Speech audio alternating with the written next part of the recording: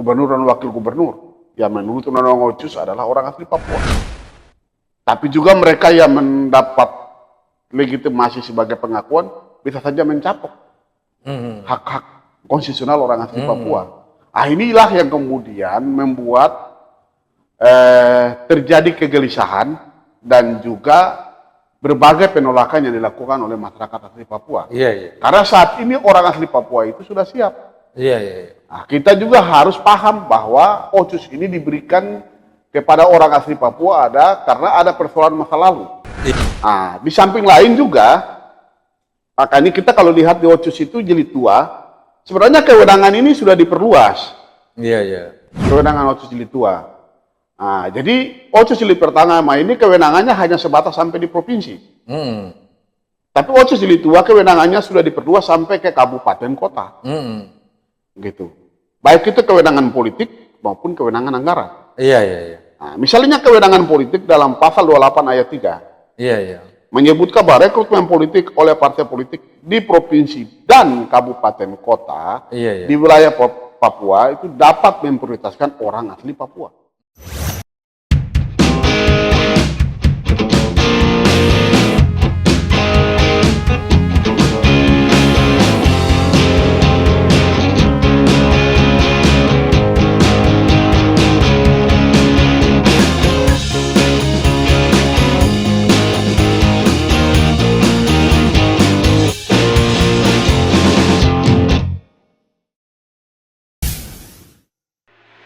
Assalamualaikum warahmatullahi wabarakatuh. Jumpa lagi dengan Kang Mizan di TV Matsumi dan channel Ahmad Yani. Pemirsa, tidak terasa lagi Pilkada 2024 akan segera digelar bulan November nanti. Nah, ini antara lain ya, ini ada hal yang menarik, terutama di daerah paling timur kita, di daerah Papua.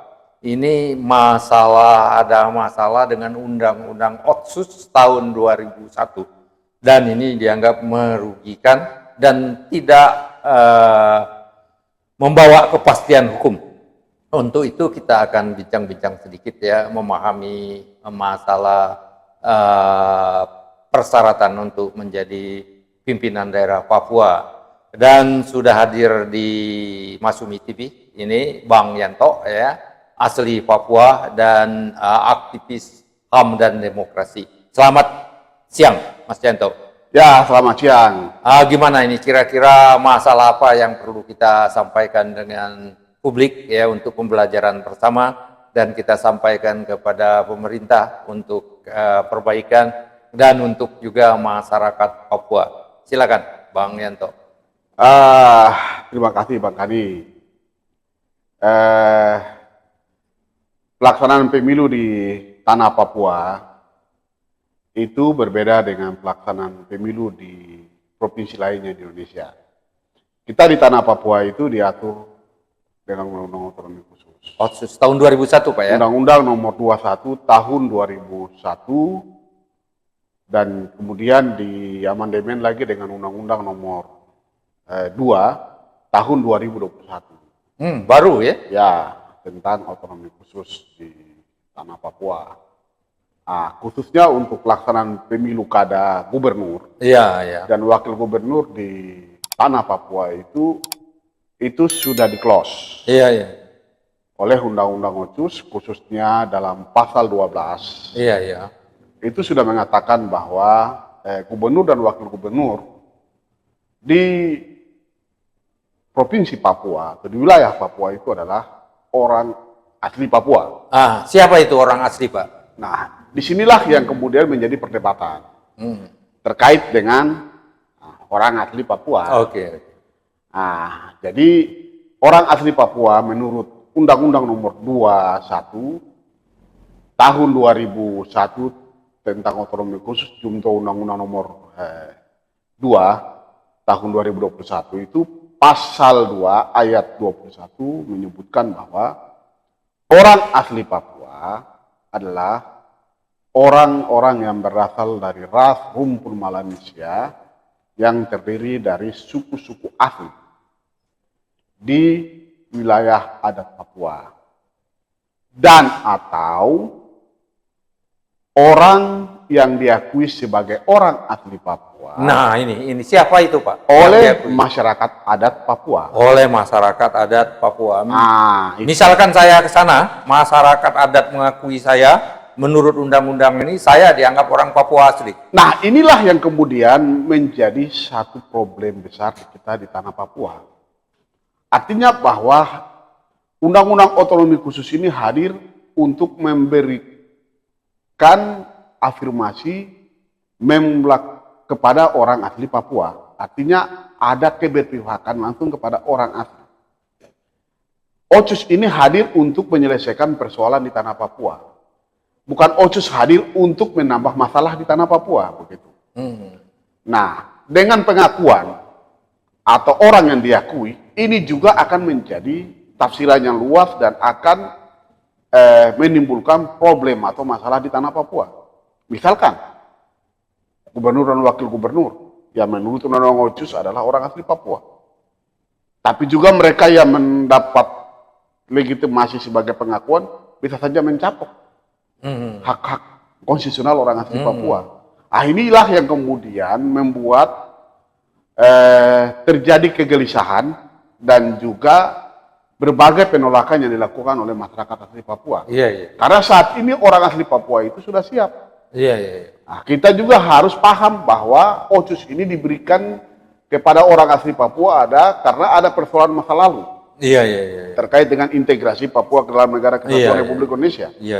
Sehingga OCUS ini sebagai solusi untuk memberikan harapan kepada orang asli Papua bahwa negara kesatuan Republik Indonesia ini benar-benar memberikan ruang dan kesempatan kepada orang asli Papua untuk menjadi tuan dan nyonya di negeri sendiri. Nah, gitu.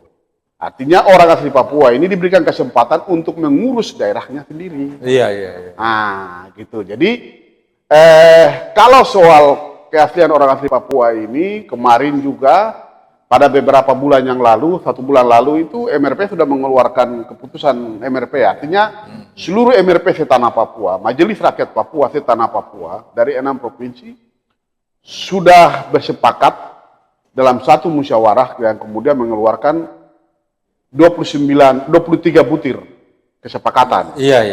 Rekomendasi salah satunya adalah gubernur dan wakil gubernur itu adalah orang asli tanpa ada tanda kutip pengakuan.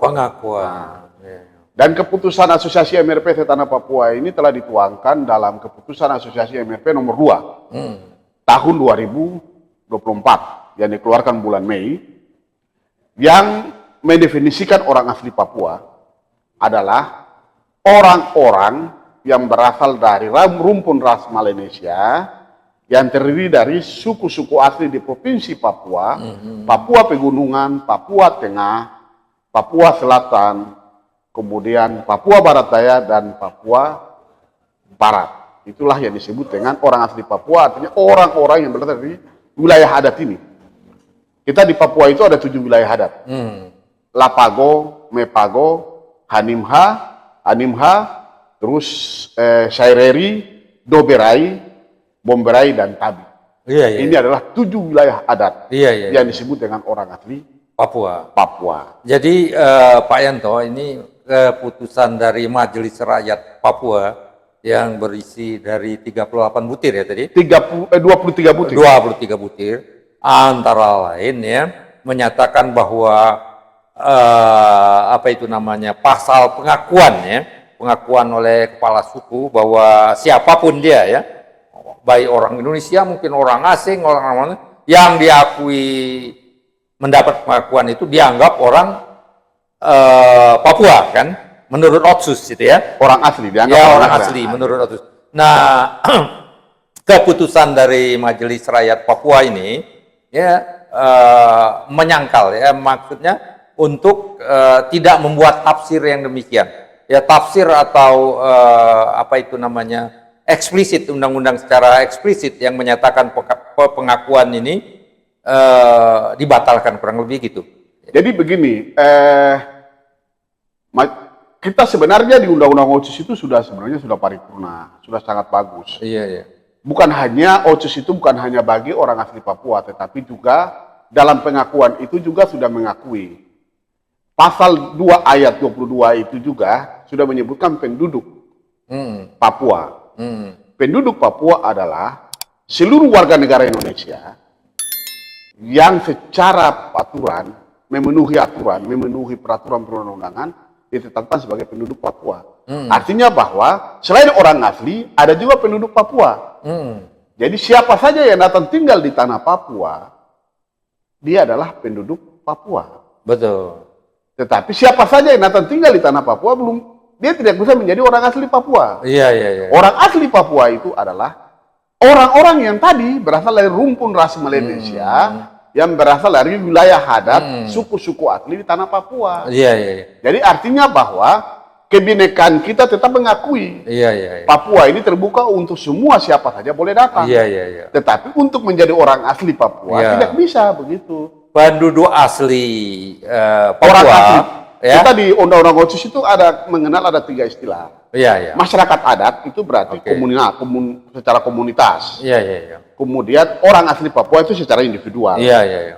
Kemudian penduduk Papua. Penduduk Papua. Kalau penduduk Papua itu berarti seluruh warga masyarakat Nusantara yang ada, baik itu Papua maupun non Papua, itu disebut sebagai penduduk Papua. Iya. Begitu. Jadi penduduk Papua asli itu tidak bisa didapat oleh karena pengakuan. Kira-kira begitu, Pak? Tidak boleh. Iya. Misalnya ada masyarakat adat, ya, ketua suku, ya, dan lain-lain mengakui seseorang itu untuk menjadi orang Papua asli, itu menurut MRV, ya, menurut Musyawarah Rakyat Papua, tidak bisa itu dilaksanakan. Memang ini harus kita secara tegas ini menolak posisi ini, karena apa? Begitu mereka ini diakui sebagai orang asli Papua, artinya bahwa nanti mereka ini secara leluasa bisa merampok hak-hak konstitusional orang asli Papua yang telah diatur dalam Undang-Undang OCUS. Misalkan begini, hak politik, ya, gubernur dan wakil gubernur bisa saja mereka ini mengklaim bahwa mereka juga diakui sebagai orang asli Papua, makanya kita sepakat untuk tidak boleh lagi ada pengakuan. Gitu. Apa keputusan MRV ini cukup kuat untuk berlaku, Pak? Kalau keputusan MRP ini cukup kuat, gitu. Jadi dalam keputusan MRP itu kan mereka mendefinisi orang asli Papua adalah dari garis genealogi. Genealogi, oke. Kemudian yang berikut adalah mereka yang memiliki bisa menguasai bahasa ibu. Iya, oke. Kemudian juga mereka yang memiliki wilayah adat. Iya, oke. Gitu. Karena kita di sana untuk mengaku orang sebagai orang asli itu kita tidak bisa mengaku begitu saja. Iya. Harus disertakan dengan menyerahkan hak-hak adat. Iya. Gitu.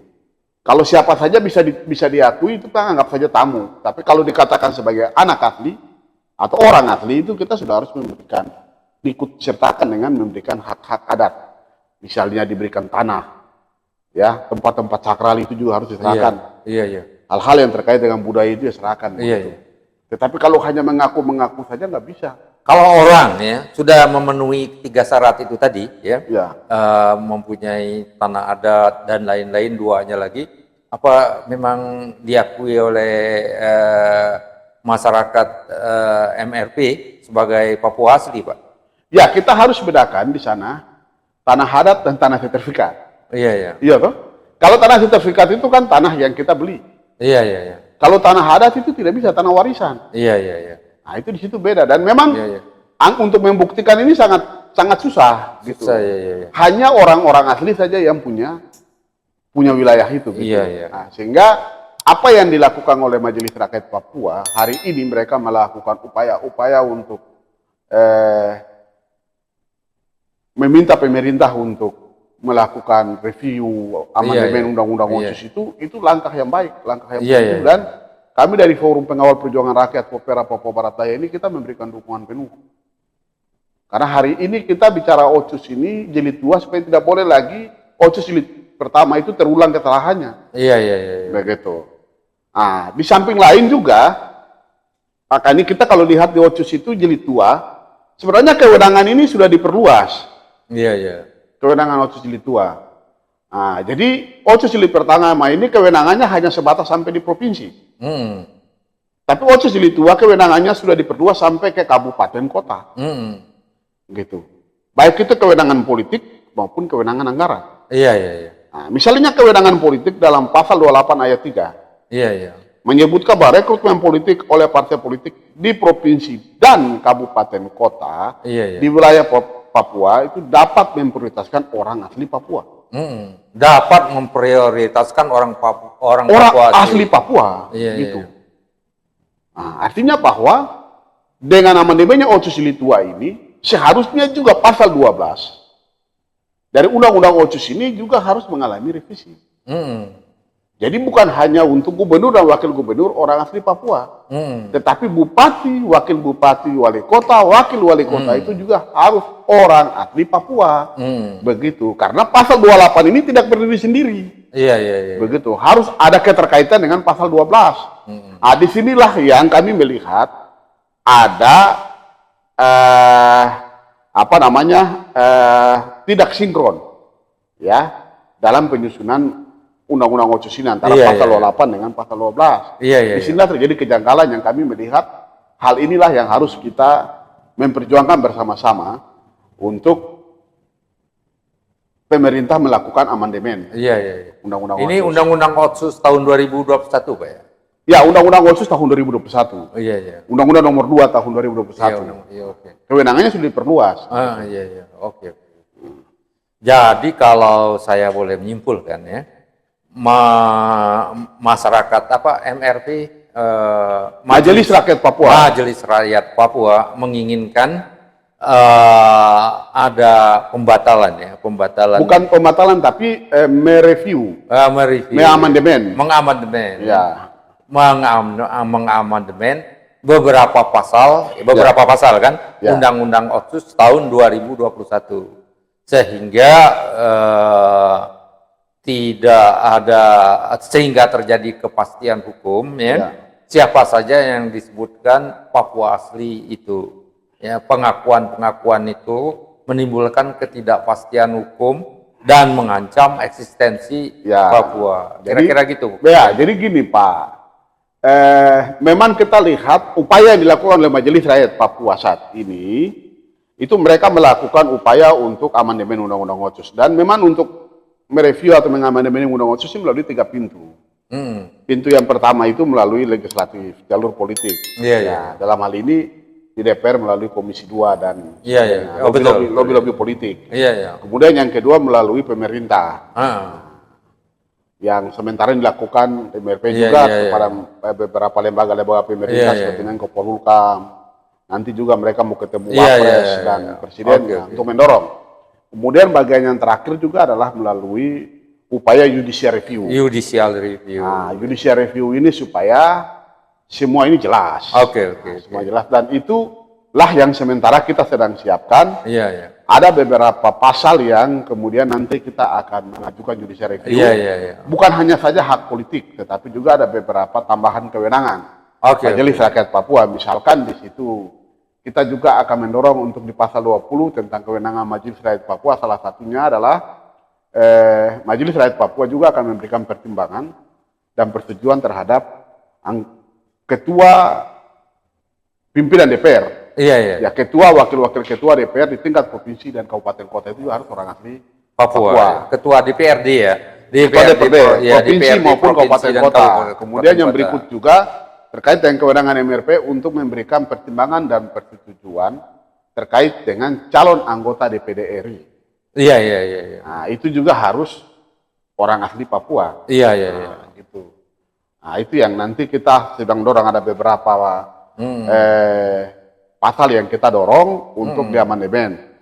Misalnya pasal 12. Kemudian pasal 22 pasal 2 ayat 21 tentang definisi orang asli Papua.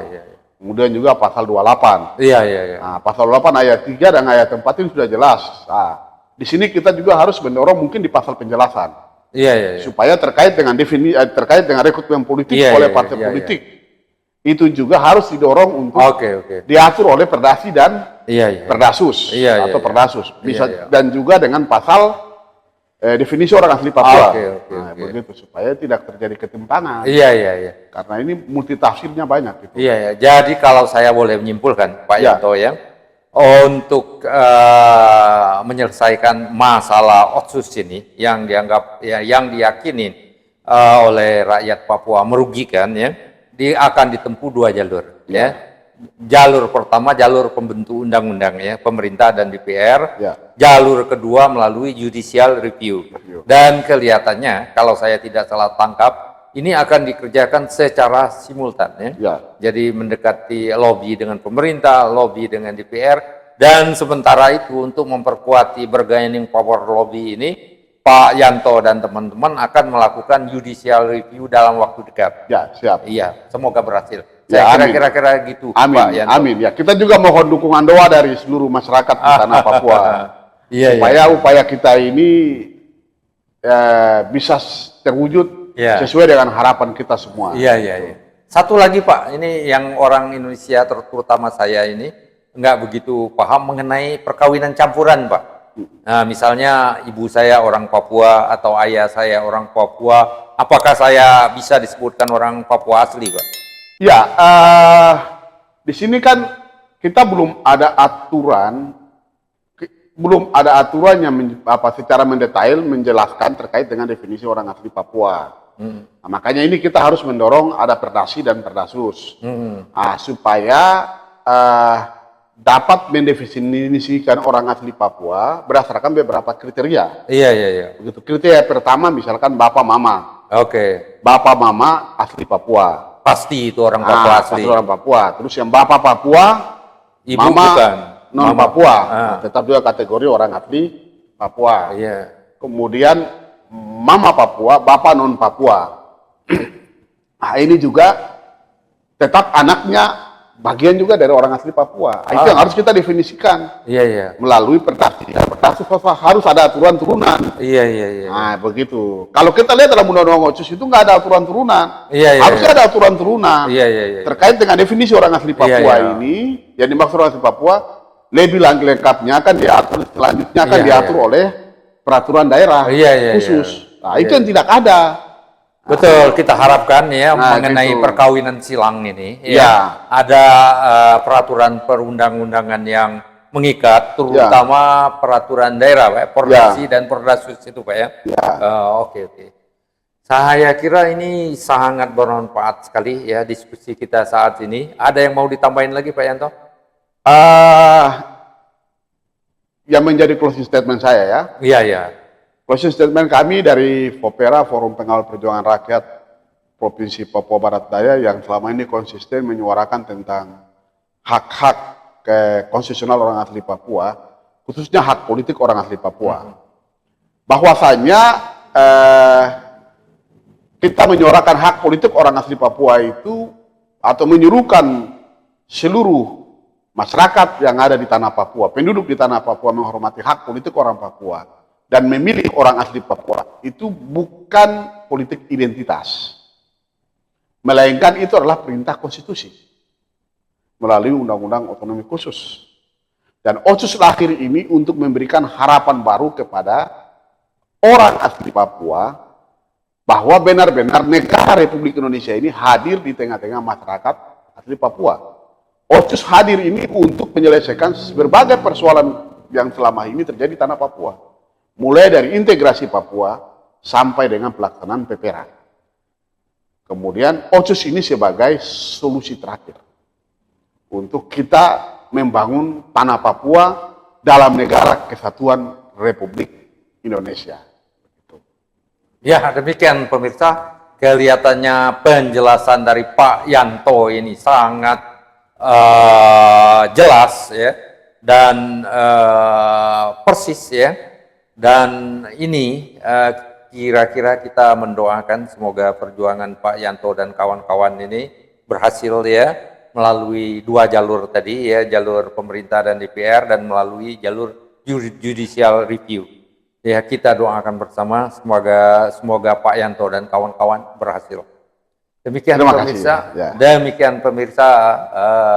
Wabillahi taufiq wal hidayah. Wassalamualaikum warahmatullahi wabarakatuh.